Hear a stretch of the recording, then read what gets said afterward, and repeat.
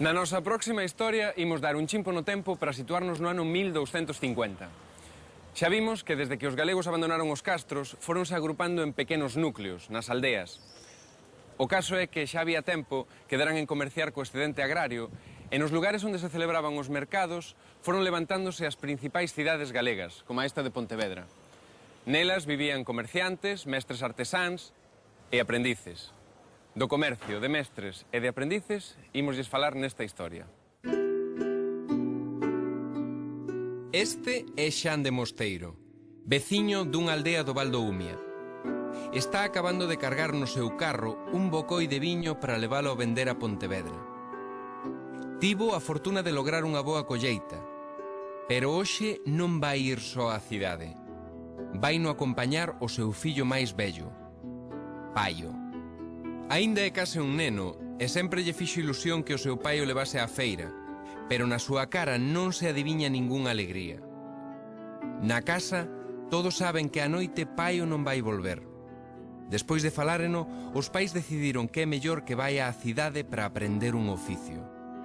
A situación económica favorable que experimentou Galicia nos séculos XII e XIII provocou un aumento na produción agrícola e na poboación. Empezouse a comerciar cos produtos do campo a través do Camiño de Santiago e por vía marítima, principalmente desde o porto que había aquí, en Pontevedra.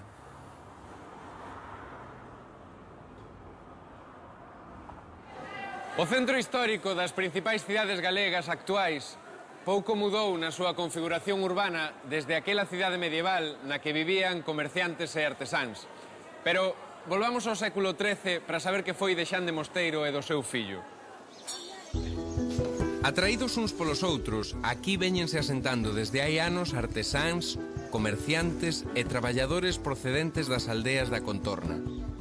A maioría dos produtos está destinada ao mercado interno, pero tamén hai outros, como o viño que acaba de vender Xan de Mosteiro, que van ser embarcados cara a Europa Atlántica, no caso do viño para Inglaterra. Consciente da importancia do comercio do viño, o goberno municipal da cidade ditou diversas ordenanzas proteccionistas do cultivo da vide e do comercio do viño.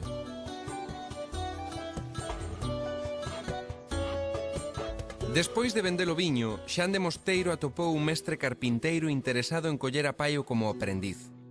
O mestre deulle conta das condicións do contrato de aprendizaxe pola que se rexía o gremio. Como garantía de que o rapaz ia cumprir ben coas súas obrigas, o pai tiña que deixar como fianza unha cantidade de cartos que case dobraba o que lle deran polo viño que vendera antes. O aprendiz quedaba baixo a dependencia do mestre por un tempo aproximado de 2 anos e medio.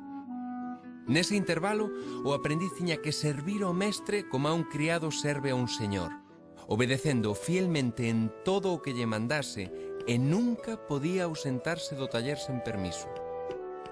O contrato obrigaba o mestre a ensinarlle o oficio ao rapaz, a alimentalo e a vestilo e a darlle instrumentos de traballo así que concluíse o período de formación. Na práctica, pasaba moito máis tempo desde que o rapaz aprendía o oficio ata que quedaba libre da tutela do mestre e da obriga de traballar para el. Cando ese momento chegase, Paio podería ser contratado como oficial a cambio dun soldiño. Co paso do tempo, se era capaz de realizar unha obra mestra, o gremio de carpinteiros nomearía o mestre e podería establecerse pola súa conta.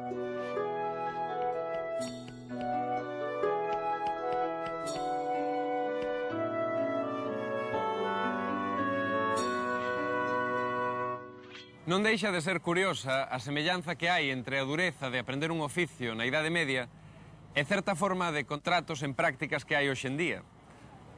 Do mesmo modo que certa forma de contratación perdurou ata hoxe, nomes como a caldeirería ou a ferrería aínda identifican rúas e prazas das cidades galegas que fan referencia a oficios e gremios agrupados nestes espazos. A silueta e a ordenación daquelas cidades énos moi familiar. Case todas estaban protexidas por unha muralla con varias portas e as torres das igrexas xa sobresaían por enriba dos tellados das casas. Ben, xa sabemos que os castros ou a esencia deles chegou ata os nosos días a través das pallozas, que temos parroquias polos suevos, é que as cidades naceron na Idade Media. Que nos queda da cidade medieval? Sei que aínda nos queda algo.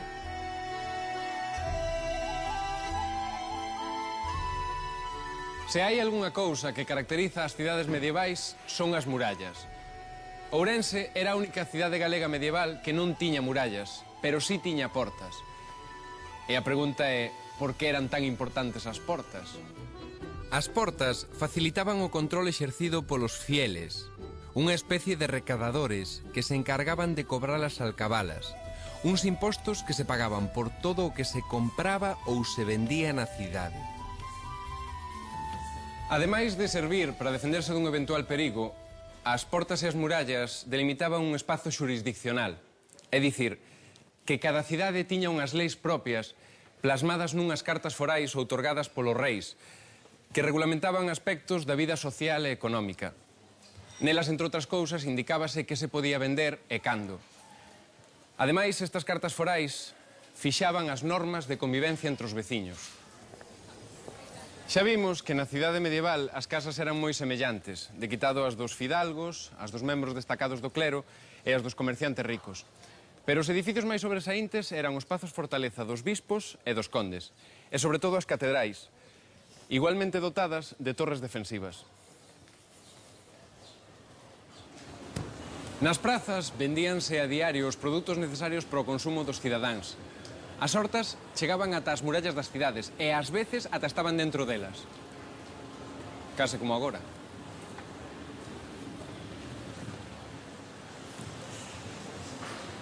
As cidades medievais galegas evolucionaron conforme o ritmo da economía e nutríronse dunha forte inmigración rural. Así, medraron e albergaron unha clase social nova, a burguesía urbana. Cada vez máis poderosos económicamente, os burgueses aspiraban tamén a posuír o poder político, pero nesa pretensión chocaron durante séculos co poder dos señores e da Igrexa.